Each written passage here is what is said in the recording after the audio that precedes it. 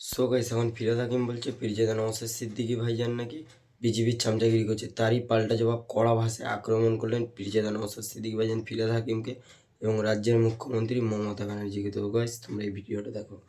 নওশাদকে বলো আর কত বিজেপির চামচাগিরি করবে। কোথায় যখন লাঞ্ছনা হয় বাংলার মানুষকে, পরশুদিনও মারা হয়েছে।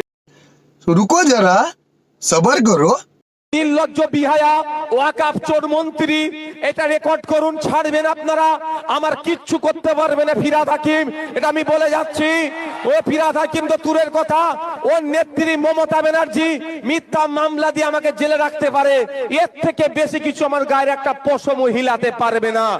এই জমিচোর, ওয়াকাফ জমিচোর ফিরহাদ হাকিম বাংলার মানুষকে বিভ্রান্তের মধ্যে ফেলার জন্য তিনার বক্তব্যে একটা শুনলাম, তিনি বলছেন ওয়াকাফ সম্পত্তি নাকি দুটো সরকারের সম্পত্তি।